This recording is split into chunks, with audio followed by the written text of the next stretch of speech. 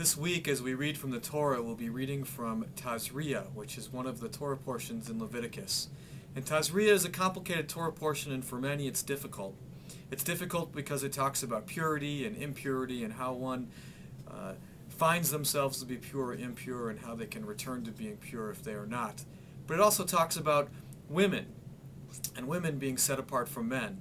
In fact, the first lines of this Torah portion talk about that a woman who gives birth to a male will be unclean for 7 days, but one who gives birth to a female will be unclean for 14. We're baffled by this.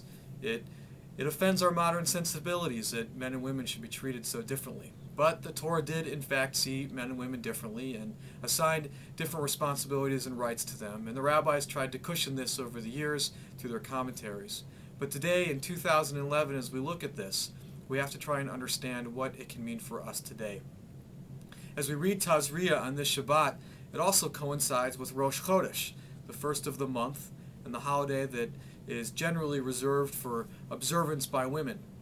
And I bring your attention to this because we just had Anat Hoffman speak at Bet Shalom on Sunday, and she spoke about how women in Jerusalem are trying to get equal access to a holy site there, the western wall of the Temple Mount. And they've been trying for many years to be able to pray there with a Torah and wearing a talis the way many women do in our congregation here on Shabbat.